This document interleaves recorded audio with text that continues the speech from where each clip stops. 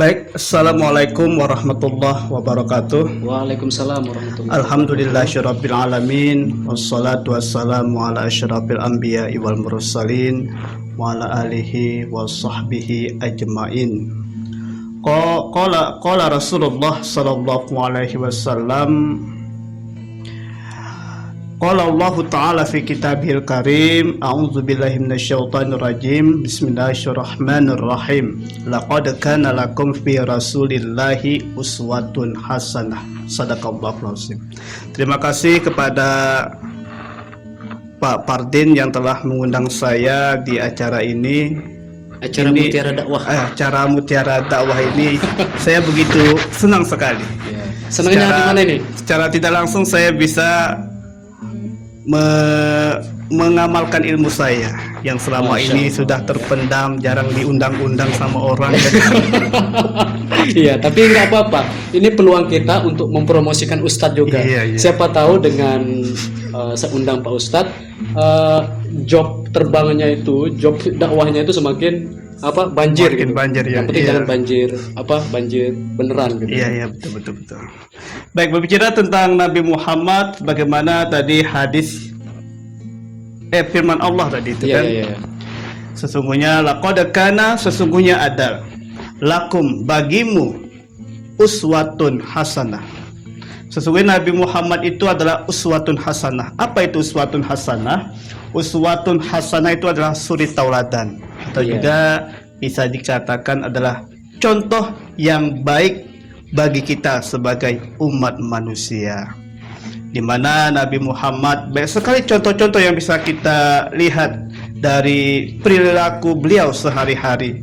Dari masuk WC sudah dicontohkan bagaimana cara beliau, keluar dari WC bagaimana cara beliau, bahkan mau tidur aja ada etika-etika atau adab-adab yang bisa kita contoh dari beliau sallallahu alaihi wasallam. Makanya disebut tadi laqad kana lakum fi rasulillahi uswatun hasanah, suri tauladan yang baik.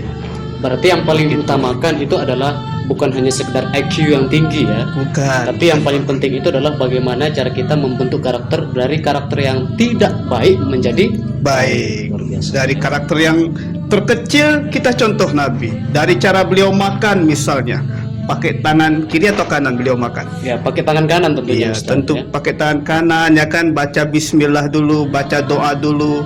Allahumma barik lana, kan doanya kan? Fima razaqtana wa qina adzabannar, beliau makan.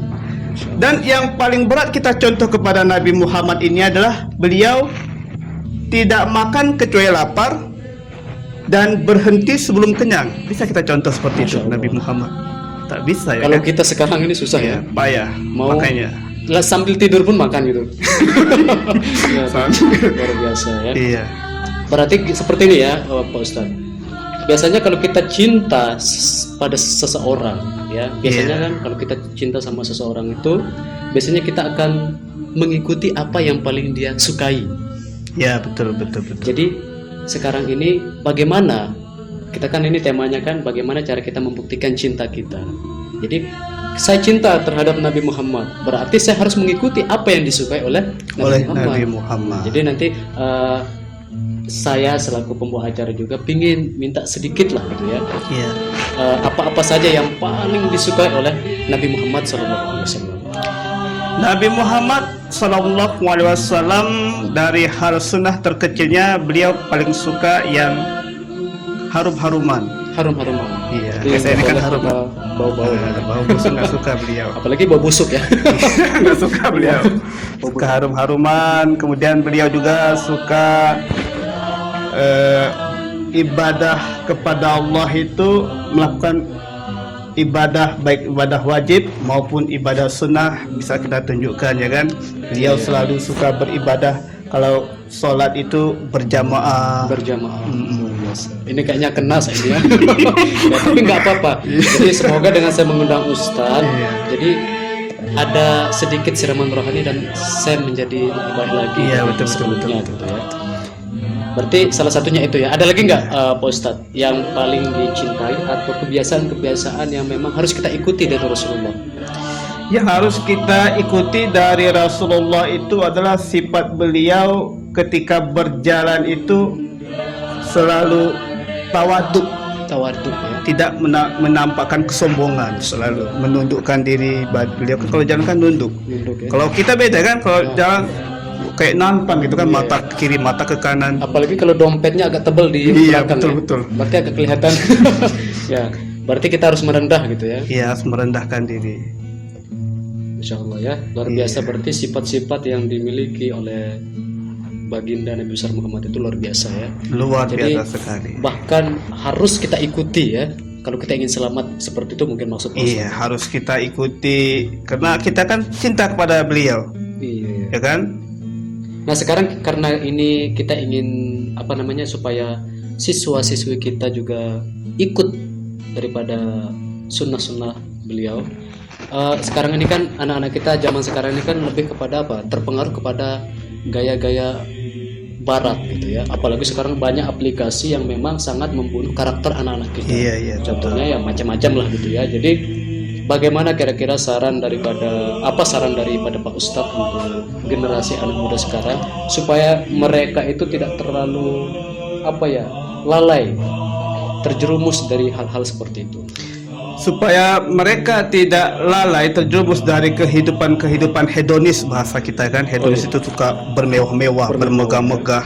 Maka mereka harus belajar ilmu agama, dan mereka anak-anak itu seharusnya tidak lain adalah masuk pesantren. Masuk pesantren. Oh iya, karena pesantren itu adalah mendidik anak untuk selalu diisi dengan ibadah-ibadah, belajar ilmu pengetahuan, baik ilmu fikih, di situ ada ilmu tasawuf, ya kan, ilmu tauhid, selain ilmu-ilmu umum lainnya kayak matematika, IPA, ya kan. Jadi itu salah satu cara kita menyelamatkan generasi muda sekarang ya, masuk pesantren. Masuk pesantren. Tapi terkadang orang tua lebih memilih sekolah-sekolah tinggi terkenal. Itu gimana menurut Pak Ustadz itu? Kalau orang tua bisa membimbing di rumah ya nggak apa-apa juga, ya kan. Mengontrol anak-anak itu di rumah, periksa HP-nya kan. Anak itu zaman sekarang kan, jangankan anak-anak, kita aja tidak bisa lepas dari HP atau handphone. Iya. Nah, handphone itu pun harus kita lihat apa saja isinya, ya kan. Kalau anak-anak itu apa yang dia lihatnya, apa yang dia tonton. Ya karena seperti ini Pak Ustadz ya. Jadi pernah saya mendengar mindset daripada cara berpikir orang tua sekarang itu, ngapainlah sekolah di pesantren, mau jadi apa, hanya sekedar pakai sarung, pakai peci putih, mohon maaf Pak Ustadz ya, pakai sorban. Kamu mau jadi apa? Kamu nggak bisa jadi dokter, nggak bisa jadi pengusaha, nggak bisa jadi pembisnis. Pada realitanya bahkan dari tokoh-tokoh negara kita lebih banyak yang mana? Kalau tidak salah itu lebih banyak daripada alumni pesantren. Iya, coba kita lihat. Presiden kita ada yang dari pesantren, Gus Dur, Kiai Haji Abdurrahman Wahid kan dari pesantren. Kemudian ini sekarang ini wakil presiden pun dari pesantren, ya kan? Kiai Haji Ma'ruf Amin dari pesantren juga. Saya kadang lupa ya, kadang saya jarang nonton berita juga. Jadi untuk orang tua jangan malu anaknya untuk masuk pesantren. Mantap. Ini promosi atau gimana nih? Karena saya juga dari pesantren. Oh iya, biasa. Iya. Oh pantasan, berarti sudah bisa merasakan gitu ya. Iya, bagaimana merasakan. lika-liku kehidupan di pesantren. Berarti harapannya dan anjuran dari Pak Ustadz untuk Bapak Ibu dimanapun berada yang ada di luaran sana atau yang sedang menonton, berarti anjurannya apa? Masukkan anaknya ke pesantren. Karena pesantren itu akan dididik untuk selalu bagaimana beribadah sesuai dengan sunnah Nabi Muhammad SAW. Jadi bisalah timbul rasa cinta kita kepada Nabi Muhammad SAW. Apalagi Pak Ustadz kira-kira dalam bentuk atau cara kita membuktikan cintanya kita terhadap Nabi Muhammad selain dari yang Pak Ustadz sampaikan tadi? Selain itu kita juga memperbanyak membaca sholawat. Iya. Allahumma sholli ala Muhammad. Iya, Ini yang bagus banyak suaranya sekali saya sholawat. atau Pak Ustadz nih? Saya nggak bagus suara saya. Saya agak malu-malu saya bersolawat. Yang penting walaupun mau bagus mau jelek, yang penting niatnya sholawat gitu ya. Iya, niatnya adalah bersolawat. Berarti membaca solawat kepada Nabi Muhammad SAW. Itu akan menumbuhkan rasa cinta kita kepada beliau.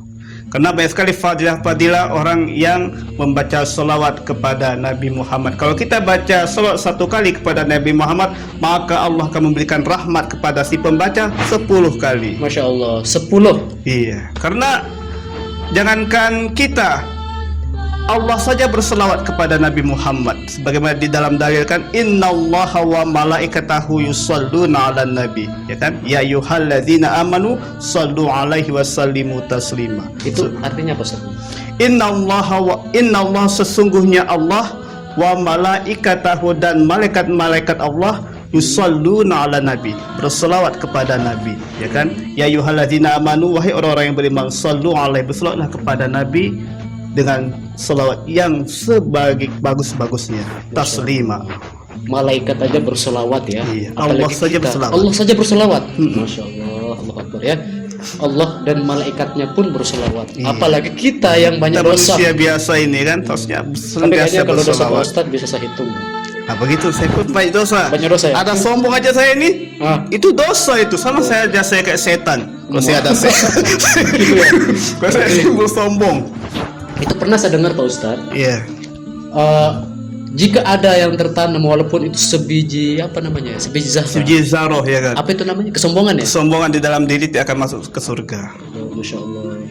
Berarti sebiji zahra pun, zahra atau zahra?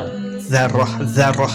Ada ayatnya itu kan. Oh, Faman ada ayat. ya'mal misqala dzarratin khairan yarah wa may ya'mal misqala dzarratin syarran yarah. Masya Ada. Allah. Ya. Satu biji zarah kebaikan akan dihitung oleh Allah.